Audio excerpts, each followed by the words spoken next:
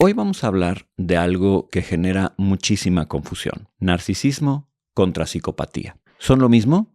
¿Se parecen? ¿Tienen algo que ver entre ellos? Miren, la respuesta corta es no, no son lo mismo. Pero la respuesta larga, la respuesta que vale la pena escuchar, es donde las cosas se ponen interesantes. Porque sí comparten cosas. Sí se parecen en ciertos aspectos y justamente por eso la gente los confunde tanto. Durante todos los años que he hablado de este tema, siempre recibo comentarios en YouTube, sobre todo, en mis videos sobre narcisismo, y me he dado cuenta de algo, de un patrón muy específico. Hay gente que piensa que el narcisista es automáticamente un psicópata, que son la misma cosa con distinto nombre. Y no, definitivamente no es así. Miren, se puede tener una relación con un narcisista y sobrevivirla. Se puede tener una relación con ellos y hasta salir más o menos entero. Incluso, es difícil de creer, pero se puede prosperar con ellos si tienes una identidad y límites muy claros. Pero con un psicópata es otra historia completamente distinta. Un psicópata te destruye. Punto. Te deshace. Te deja sin nada. Y hoy vamos a entender por qué. El episodio de hoy es intenso, incluso retador. Y por eso he decidido basar nuestra conversación en 3 obras fundamentales para abordar este tema. La primera es el libro Sin Conciencia, de Robert Hare, que es hasta el día de hoy la referencia mundial más sólida sobre la psicopatía. Así como 2 libros de Otto Kernberg, Agresión en los trastornos de personalidad y Perversiones y desórdenes fronterizos y narcisismo patológico. Kernberg es psicoanalista y probablemente él es el teórico más importante sobre los trastornos de personalidad. Hare, por otro lado, es psicólogo criminal y literalmente escribió el manual diagnóstico para identificar la psicopatía, la PCLR o la Psychopathy Checklist Revised. Así que no estamos aquí hablando solamente de opiniones, sino estamos hablando de mucha investigación. Antes de entrarle también, quiero aclarar algo muy rápido y muy importante. Psicópata y sociópata son sinónimos. Son el mismo concepto con distinto nombre. En la literatura clínica seria, Hare usa ambos términos de forma intercambiable. Algunos autores recientes intentan diferenciarlos diciendo que el sociópata es más producto del ambiente y que el psicópata es más biológico. Pero la verdad es que esa distinción no tiene respaldo científico sólido. ¿Okay? Es jerga que se ha filtrado de la cultura popular y clínicamente es distinto. Estamos hablando de lo mismo. El sociópata y el psicópata es una persona sin conciencia ni moral. Soy Jorge Cantero y bienvenidos al fin del caos.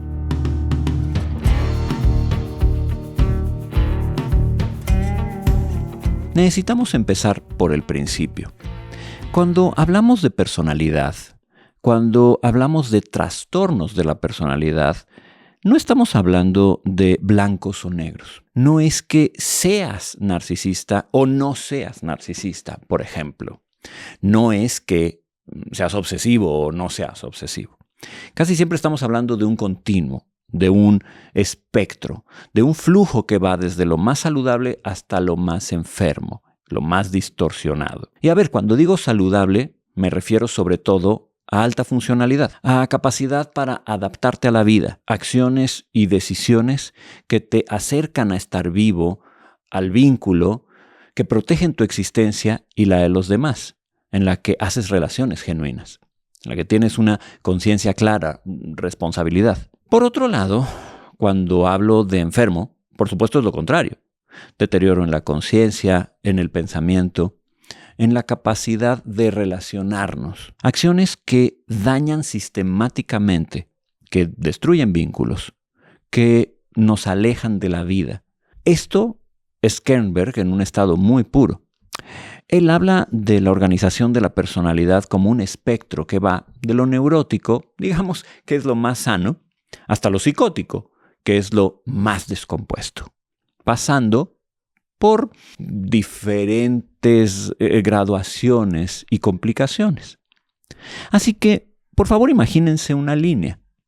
En un extremo tenemos salud, funcionalidad y vida. En el otro extremo tenemos enfermedad, disfuncionalidad, destrucción. El narcisismo empieza aquí, en la zona más o menos funcional, y puede irse moviendo hacia lo más grave, hacia el trastorno, dependiendo de muchísimos factores. Por ejemplo, las experiencias de vida, los traumas, los recursos mentales con los que se cuenta, incluso el sistema nervioso de la persona. Pero la psicopatía está totalmente del lado de la enfermedad. Está en la zona roja desde el principio. ¿Por qué? Bueno, porque el narcisista en su versión más saludable simplemente sería una persona muy egocéntrica. Alguien que sí puede querer, que sí siente, que puede establecer vínculos genuinos. Pero, bueno, sí es profundamente egocéntrico, ya lo hemos dicho. Está absorto en sí mismo, pero el psicópata no. El psicópata es un depredador. No importa qué tan funcional parezca, no importa si tiene trabajo, si tiene pareja, si tiene familia, si se ve normal desde fuera, por dentro es un depredador sin conciencia moral. Esa es la gran diferencia de origen. Y hay otra cosa importante. Muchas personas tienen una personalidad narcisista y ni son malas, ni hacen daño, ni van destruyendo el mundo. Simplemente están totalmente ensimismadas. Son presumidas. Son un poco payasas y sangronas en su afán por destacar. Pero a ver, son funcionales, son capaces de trabajar, de contribuir a la sociedad, de alguna forma u otra. Sí, con limitaciones, sin duda, pero pueden. No todos los narcisistas son engendros del infierno. No todos son unos desgraciados. De hecho, la mayoría no lo son. Y sí, ya sé, estoy claro en que no es lo que quieren escuchar. Todo mundo prefiere creer que el narcisista es irremediablemente un infeliz hijo de su madre. Pero la evidencia, a la que realmente no le importa demasiado ni lo que queremos ni lo que sentimos, nos cuenta una historia totalmente distinta. Y no, a ver, esto no va de justificarlos, ¿eh? Ojo, esto no va de invalidar tu dolor si tú has tenido el infortunio de lidiar y sobrevivir a uno de los más perversos de ellos. En el espectro, desde luego. Estoy consciente de que muchos narcisistas hacen daño de veras. Y bueno, que vivir a su lado es complicado, muy complicado. Pero necesitamos ser honestos aquí. No todos los narcisistas son villanos de película. Muchos son, lo repito, funcionales. Son exitosos. Tienen relaciones que duran décadas. Son padres, son hijos. Y muchos de ellos son felices a su manera, con sus restricciones. Pero felices al fin. ¿Por qué importa esto? Porque si seguimos esperando que la vida los castigue, que se queden solos, que terminen miserables, vamos a quedarnos esperando un largo tiempo, porque no va a pasar. Y mientras tanto nosotros vamos a seguir enganchados a esa narrativa vengativa que no nos deja sanar, ni a ellos ni a nosotros. A ver, el narcisista no necesita sufrir para que tú estés bien. Tu salud no debería depender de su destrucción. En fin, volvamos al tema. El narcisismo existe en un continuo, en un espectro, ¿ok? Recordémoslo. En un espectro, en una parte del espectro, digamos, tienes rasgos, características que todos podemos tener en mayor o menor medida. Un poco de vanidad, necesidad de reconocimiento, cierta dificultad para la empatía en momentos de estrés. Pero conforme se avanza en este espectro, esos rasgos se vuelven mucho más rígidos, mucho más penetrantes, más problemáticos. Ya no es solamente, a veces soy un poco egocéntrico, sino mi mundo gira alrededor de mí y no puedo ver más allá de eso. Cuando se llega al extremo del espectro, cuando estos rasgos se vuelven tan severos que interfieren significativamente con la capacidad de la persona para funcionar en relaciones y en la vida, ahí es donde estamos hablando de un trastorno de personalidad narcisista ya con rasgos perversos. Y sí, ahí la cosa es muchísimo más grave. Aquí estamos hablando de patrones profundamente arraigados, inflexibles, que causan mucho daño real y consistente, tanto a la persona como a quienes le rodean. Ahora, cuando hablamos de psicopatía, ya estamos refiriéndonos a una patología desde el inicio. No hay una psicopatía saludable. No existe. La psicopatía es, por definición, una forma de estar enfermo, de estar roto a nivel moral y neurobiológico. El narcisista puede estar más o menos sano, puede mejorar incluso con terapia, con el tiempo, con el esfuerzo, especialmente si está en los grados más funcionales del espectro. Pero el psicópata no tiene cura, no tiene rehabilitación.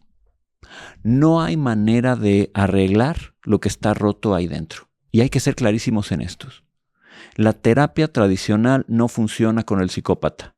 De hecho, hay evidencia seria de que algunos de ellos usan la terapia para volverse mejores manipuladores. Y eso nos lleva de vuelta al tema del narcisismo. ¿Cómo es la anatomía de un narcisista? Es interesante. Porque el narcisista es fundamentalmente alguien con un ego exacerbado. ¿Qué significa? Que está interesado principalmente en satisfacer sus impulsos, sus necesidades, sus gustos. Tiene poco interés por las necesidades de los demás. Poca, no nula, solo poco. Y esa distinción es importante, porque el narcisista sí que puede interesarse por ti, puede preocuparse por tu bienestar, de una manera un poco rara, porque ese interés siempre va a ser menor al interés por sí mismo. Digamos, el tuyo es secundario. Él mismo siempre va a ser primario. Y suele establecer relaciones donde las otras personas funcionan como espejos, como accesorios o como validadores. A veces también como amplificadores de su autoestima. Eso de por sí es bastante terrible, ¿eh? Pero la paradoja, digamos, que cuesta trabajo entender, es que el narcisista suele tener la autoestima por los suelos. Y ya sé, esto parece muy contradictorio, ¿saben? Porque cuando los vemos, se ven tan grandiosos, tan presumidos, tan ególatras, que parece que se aman muchísimo, ¿no? Pero no es cierto, es todo lo contrario. El narcisista se siente inferior en lo más profundo de sí. Se siente pequeño, inseguro, y toda esa grandiosidad, toda esa presunción, todo eso que se crece, no es otra cosa sino una compensación, una defensa, una muy sofisticada frente a sentimientos profundos de inadecuación, de pequeñez. Kernberg lo explica perfectamente. El narcisista construye un ser grandioso, un self, un yo grandioso, para protegerse de una identidad desvalorizada, un yo que se siente tan pequeño que no funciona. Es una armadura, ¿saben? Por fuera, soy el mejor, soy el más destacado. Mírenme, admírenme, ámenme. Porque todos ustedes son idiotas, por cierto. Pero por dentro no valgo nada. Si ustedes se dieran cuenta de quién soy, piensan, sería rechazado, perdería todo. Así que la vida del narcisista opera en función de compensar esas deficiencias y de elevar su ego. Para eso, desde luego, usan a las personas. Las relaciones del narcisista, sí, suelen estar diseñadas consciente o inconscientemente para levantar su autoestima, para confirmar esa grandiosidad que necesita creer, para sentirse importante, admirado, deseado, poderoso. No todos los narcisistas son materialistas, sin duda, pero pueden serlo si en ese materialismo encuentran la vía para elevar su ego. Mira mi coche, mira mi casa, mira mi traje. Para otros narcisistas no será el materialismo. Tal vez será la fama, o será el poder, será el amor. Para un artista narcisista, por ejemplo, puede ser terriblemente importante saberse amado por encima de cualquier otro. El más importante del show, el más destacado de un trabajo, el más brillante de una clase, de una familia. El narcisista tiene que ser siempre el más, y sus relaciones operan en función de eso. Ahora bien, el narcisista sufre, y sufre mucho, cuando cualquier cosa arriesga con exponerlo, con sacar sus inseguridades. Y por eso es que pueden tornarse bastante agresivos cuando se les reta, cuando se les cuestiona, cuando se les pone en evidencia. No les gusta nada sentirse inferiores, saberse inferiores. y no les gusta que los confronten sin sus maquillajes, digamos, psicológicos.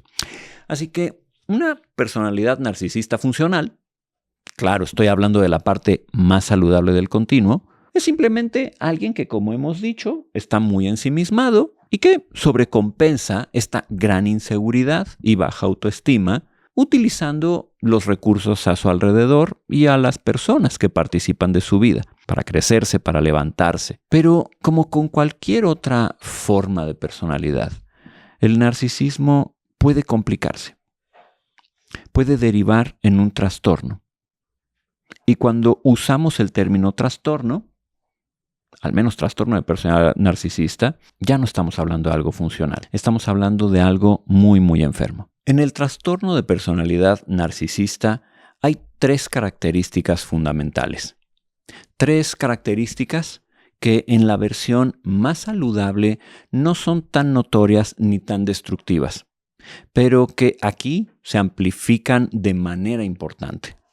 Son lo que en la literatura clínica se conoce como las 3 E. 3 palabras que empiezan con la letra E. 1, ego exacerbado. 2, empatía deteriorada. 3, explotación. Explotación de los demás. En el ego exagerado hay como una grandiosidad. Con la empatía deteriorada es difícil relacionarse con los demás. Y en la explotación se usa a los demás. Esas 3 características nos ayudan a detectar a la persona con un trastorno de este tipo. Ahora bien, vamos a lo más obvio. ¿Cómo es la relación con una persona con un trastorno narcisista? Bueno, por lo menos complicada. Lo que en una versión funcional podría ser un egocentrismo hasta simpático. Mira qué sangrón, qué presumido. Aquí se convierte en algo terrible. Se trata de una persona que te usa, una persona más vacía emocionalmente, desinteresada, mucho más pasiva-agresiva o incluso agresiva, de manera explícita y frontal. Sus intereses siguen siendo los mismos: destacar, tener poder, compensar la tremenda inseguridad, la tremenda pequeñez de su autoestima. Pero en la versión funcional, pues lo hace siguiendo ciertas reglas sociales, hasta siendo agradable, ¿saben? Siendo seductor, siendo encantador. Pero en la parte más trastornada lo hace siendo muchísimo más agresivo, mucho más mortal, destructivo, porque todo está amplificado. La parte crucial es esta, lo que distingue al narcisista del psicópata. La intención del narcisista a menudo no es dañar, al menos no siempre. No de manera directa, al menos no cuando está en la parte más, no cuando está en la parte pues más grave del continuo. Pero el psicópata sí que te daña, sí que te hiere. Su intención sí es destruirte por el placer de destruirte. Donde el narcisista no tiene un gozo sádico, no dice cuánto placer me da hacerte daño, el psicópata no solamente te usa, te explota y te subordina, sino que en ese proceso te hace pedazos. El narcisista sí que tiene una capacidad disminuida para sentir culpa, pero la tiene. De hecho, mucho del sufrimiento narcisista que los vuelve agresivos es precisamente la vergüenza. Imagínate una persona profundamente insegura, que no tolera la pena, sabe lo que es, la reconoce, la entiende y no le gusta nada. Muchos narcisistas tienen la capacidad de identificar el dolor del otro y hasta preocuparse por él. Lo que ocurre es que se preocupan desde, bueno, ¿por qué se siente tan mal si yo soy tan bueno? Si yo hago todas las cosas bien, o al menos lo intento, si yo soy la mejor persona del mundo, soy el más amoroso, el más amable, el más fantástico. ¿Por qué se enoja? ¿Por qué se preocupa? Les cuesta trabajo entenderlo porque en su interior genuinamente creen que lo están haciendo bien. Tienen poca capacidad para cambiar su conducta porque, bueno, generalmente creen que están en lo correcto. Pero la otra bestia, el psicópata, definitivamente eso es otra cosa. La psicopatía tiene un gran diferencial y es este. Quiero que quede clarísimo. El psicópata sí disfruta hacer daño. El psicópata tiene la intención clara, expresa, transparente de hacer daño. El psicópata sí disfruta destruyendo tu existencia. Y no solamente disfruta destruirte, sino que va a esforzarse todo lo que esté en su poder para lograrlo. Escuchen esto, por favor, porque esto viene directamente de las investigaciones de Robert Hare en su libro Sin Conciencia. Los psicópatas son depredadores sociales que pueden ser encantadores, manipulativos, pero también despiadados. Van haciendo su camino por la vida, dejando un rastro de corazones rotos, expectativas hechas pedazos y carteras vacías. Completamente carentes de conciencia y sentimientos por los demás, de forma egoísta, toman lo que quieren, hacen lo que quieren, violan las normas sociales y las expectativas sin el mínimo sentido de culpa o arrepentimiento. Eso es lo que es un psicópata. El narcisista es una persona insegura que compensa, ya lo hemos dicho. Es alguien que tiene una dificultad en su ego y que en su búsqueda de equilibrio sí que puede explotarte y usarte, sí que puede ser terriblemente egoísta, pero el psicópata no tiene miramientos, no tiene culpa, no tiene vergüenza, no tiene capacidad de interesarse por tu dolor, no tiene capacidad ni interés por tu sufrimiento. El psicópata disfruta de él, se alimenta de él y busca hacerte tanto daño como sea posible. El narcisista es capaz de cumplir las reglas. Y sí, está dispuesto a doblarlas un poco para obtener poder. Claro, está dispuesto a romperlas si le conviene. Pero el psicópata las rompe todas. Es así de simple.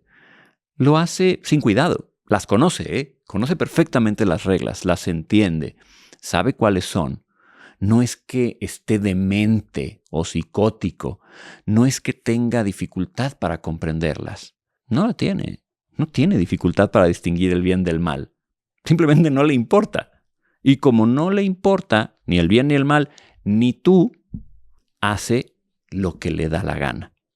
Donde un narcisista tiene dificultad para establecer vínculos de empatía, el psicópata no tiene ninguna capacidad de empatía.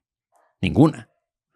Puede reconocer el dolor en tus ojos y no solamente no importarle en lo absoluto, sino además gozarlo. Puede verte llorar y sentir satisfacción.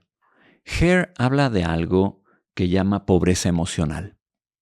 El psicópata experimenta las emociones de manera superficial, totalmente diferente a nosotros. No siente como sentimos los demás. No ama, no se vincula genuinamente. Y a ver, esto no es solamente una cuestión psicológica, es neurobiológica, de hecho. La mayoría de los psicópatas tiene disfunción o subdesarrollo en el lóbulo prefrontal del cerebro, específicamente en la corteza prefrontal ventromedial. Esta es la parte del cerebro que está justo aquí, arriba de los ojos. Es una zona muy pequeña, pero importantísima, porque es donde está nuestra regulación de conducta, de emociones, de sentimientos. El lóbulo prefrontal es en gran medida lo que nos hace humanos. La capacidad para regular la conducta, para restringir los impulsos, para tomar decisiones morales, para establecer vínculos de empatía. Todo eso está aquí. Y resulta que el lóbulo prefrontal es la última parte del cerebro en desarrollarse. No madura completamente hasta por ahí de los 25 años y bueno, investigaciones recientes dicen que puede ser hasta más tarde. En los psicópatas hay daño, retraso, disfunción o incluso daño en esa área. ¿Qué implica? Que no hay regulación, que el cerebro funciona bien en muchos otros sentidos, pero aquí es donde se pierde el interés de controlar los impulsos. Se trata de alguien que entiende las reglas pero le da igual. Entiende que daña, pero ¿qué más da? Entiende que duele, pero incluso mejor. Y hay algo más. Hare lo llama el punto clave de la psicopatía. Una sorprendente falta de conciencia. El juego del psicópata es la autogratificación a expensas del otro. Muchos de ellos pasan tiempo en prisión, sí, pero muchos no. De hecho, la mayoría están allá afuera, usando su encanto y sus habilidades camaleónicas para irse abriendo camino en la sociedad, dejando vidas arruinadas detrás de ellos. Porque hay dos características centrales en la psicopatía. Uno, ya lo hemos dicho, falta de conciencia moral. No me importa nada cómo estás, ni quién eres tú, ni nada que se relacione contigo. Y una gran capacidad para romper todas las reglas. Cualquier regla, la que se les ocurra, la van a romper. Y aquí hay algo importante, un mito que hay que desmentir. No todos los psicópatas son genios. No todos son Hannibal Lecter ni el asesino promedio de las películas. De hecho, los psicópatas suelen tener inteligencia promedio o menor al promedio. No son particularmente brillantes, pero imagínense lo que es una inteligencia promedio utilizada al 100% para destruir, manipular, abusar sin ningún freno moral, sin ninguna consideración por el otro. Bueno, ese es el problema. Eso es lo que los hace tan peligrosos. Y algo interesante es que muchos psicópatas terminan siendo, sí, criminales. No necesariamente porque quieran ser criminales, no per se. No es que digan, voy a ser el criminal más potente de la historia. Es muchísimo más simple que eso. Como no les interesa seguir ninguna regla, ninguna convención social, y las rompen cada vez que pueden, como su mayor interés es salirse con la suya, caiga quien caiga, pues por supuesto, muchos terminan siendo, pues eso, criminales, es lógico. Cuando me interesa algo y no lo tengo, pero no tengo dinero, pues lo que ellos dicen es, voy a robar. O voy a encontrar la forma, ya sea haciendo fraudes o de plano entrando a una tienda y llevándomelo directamente. Lo quiero, lo tomo. Punto. No me interesa cómo. Ahora, Hare escribió otro libro fantástico que se llama Serpientes con traje. En inglés es algo así como Snakes in Suits, en el que habla de cómo los psicópatas prosperan en entornos profesionales. Y bueno, las cifras que nos presenta son alarmantes. Hay muchísimos más psicópatas allá afuera de los que pensamos. Muchos. La mayoría de nosotros, de hecho, es probable que nos hayamos topado con alguno. La mayoría de nosotros hemos convivido con alguno. Y hay profesiones en donde estadísticamente los psicópatas suelen destacar. Por ejemplo, policías, políticos, en particular cirujanos, no médicos en general, pero sí cirujanos, abogados, directores de empresas. A ver, no me las estoy inventando. Esa es la información, porque son profesiones en donde el egocentrismo, la falta de empatía, el ser despiadados, el ser muy exitosos a costa de lo que sea, se vale. Se permite. Y algo que Hare dice es que el narcisista, en su parte más saludable, como hemos dicho, pues opera ahí afuera, relacionándose y estando con los demás. Pero este narcisista perverso que sí puede derivar en una forma trastornada, enferma, tal vez termina por colapsar en algo que se parece muchísimo a la psicopatía. Podríamos decir que es como un narcisista brutal, totalmente fuera de dimensión y razón, en donde los rasgos del egoísmo y el egocentrismo, más una carencia absoluta de culpa, de empatía, de vergüenza, de capacidad para ver al otro, se vuelven tremendos. Así que bueno, vamos a recapitular el diferencial. El narcisista tiene una autoestima baja que compensa con grandiosidad, pero siente culpa y vergüenza aunque no las procese bien. Y sí que puede querer, sí que puede vincularse. También sigue reglas cuando le conviene. Y engaña de forma colateral, no necesariamente por placer. Pero el psicópata no tiene conciencia moral, no tiene culpa, no tiene vergüenza, no tiene remordimiento, no ama de ninguna manera y tiene una incapacidad neurobiológica. Las reglas no le importan en lo absoluto. Disfruta tu destrucción. Esa es la diferencia fundamental. Ahora bien, consecuencias. Muchas. ¿Qué le pasa a alguien que se relaciona con un narcisista versus qué le pasa a alguien que se relaciona con un psicópata? Miren, las diferencias son abismales y ustedes mismos las pueden ir intuyendo. Con una persona narcisista funcional, No estoy hablando del trastorno en su parte más enferma. Estoy hablando de la versión más saludable. No hay mucho problema más allá de esta gran dificultad de lidiar con alguien egocéntrico. Alguien que tiende a echarte la culpa de las cosas, que necesita ser el centro de atención. A ver, puede haber un ligero descenso en la autoestima y hay una tendencia a subordinarte y a veces lo justificamos. Pero imagínense cómo todos estos síntomas se amplifican cuando el trastorno es mayor. Las personas que se relacionan con alguien en esta configuración más enferma tienden a tener problemas serios de autoestima, de identidad, de subordinación. Terminan responsabilizándose de casi todo. Tienen mucho miedo, mucha ansiedad, mucha preocupación. Dejan de ver por su propia salud mental y física porque están siempre al pendiente del otro. Lo más importante, lo más destructivo, es este descenso profundo en la autoestima y en la identidad. Empiezas a no reconocerte. Empiezas a dudar de ti mismo constantemente. Pero ahora bien, con un psicópata todas estas consecuencias se elevan a la 1000 potencia. La autoestima y el amor propio en una relación con un psicópata son absolutamente liquidados. Completamente. Se devalúa el amor propio hasta un punto en el que también la identidad queda hecha pedazos. Las personas en una relación con un psicópata pueden hasta perder la razón. Literalmente perder la razón, no estoy exagerando. Esta identidad acaba tan demolida que pueden llegar a aceptar cosas que en su sano juicio tal vez jamás habrían aceptado. Golpes, abusos sexuales, mentiras continuas, problemas económicos graves porque se endeudan todo el tiempo, porque el psicópata los sangran hasta que no queda nada de esa persona que está ahí. Una persona en una relación con un psicópata queda tan lastimada en su visión de sí misma que termina por ya ni poderse reconocer.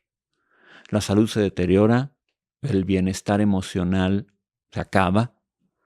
Y algo interesante, algo casi perverso, es que muchas víctimas del psicópata terminan creyéndose que aquel es una buena persona o no es tan malo. Terminan creyendo que vale la pena justificarlo, que todo tiene que ver con la seducción, la manipulación, pero no. Aquí hay una destrucción sistemática del self del otro. Hare habla de una técnica que tienen los psicópatas, una técnica de 3 fases. En la primera fase hay una idealización. Te suben al cielo en sus primeras interacciones. Eres lo más extraordinario que existe, lo más maravilloso. Nunca habían conocido a nadie como tú. En la fase 2 hay una devaluación. Ya cuando estás totalmente enganchado, entonces te hacen pedazos, te destruyen. Pero ya pasaste por un programa intensivo de seducción, digamos. Ya has comprado el asunto. Y en la fase 3 suele haber un descarte. Después de destruirte, pueden volver a seducirte, a elevarte, para nuevamente llevarte abajo, hasta el fondo, y ahí tirarte o descartarte, o volverte a enganchar. Esto va destruyendo cualquier sentido de realidad que tengas. Así que, ¿qué hacer? Bueno, con un psicópata la respuesta es clara y directa. Aléjate tanto como sea posible. No hay solución, no hay cura, no hay manera alguna de arreglarlo.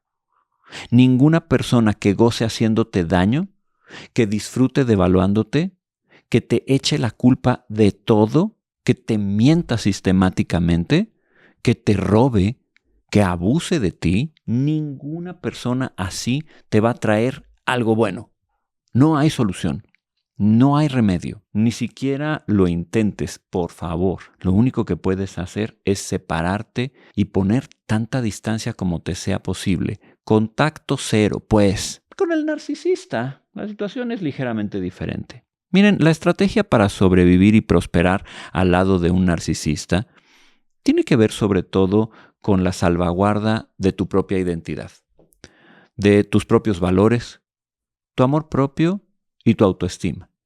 Es decir, si tú puedes incrementar tu autoestima, poner límites claros y mantener una clara y sólida idea de quién eres, qué piensas, qué haces y por qué lo haces, con cierta autonomía, con seguridad. Sí que puede tenerse un vínculo con un narcisista y no te va a destruir. A ver, eso no significa que sea fácil o agradable. No significa que no te va a lastimar de vez en cuando o de vez en frecuente. Hay que tener presente que en su tendencia a usarte y a levantar su propio ego, muy probablemente van a hacerte sentir mal. Te van a fallar y sí, te van a devaluar. Y aunque no lo hagan con la intención de destruirte, puede pasar. Así que continuamente hay que hacerles saber cómo te sientes, cómo te están fastidiando y dañando, cómo te están fallando y por qué duele. Desgraciadamente, a muchos narcisistas con un grado mayor de disfunción, esto les va a costar trabajo. Les va a costar trabajo interesarse en todo esto. Les va a costar trabajo escucharte. Les va a costar trabajo cambiar. Mucho trabajo.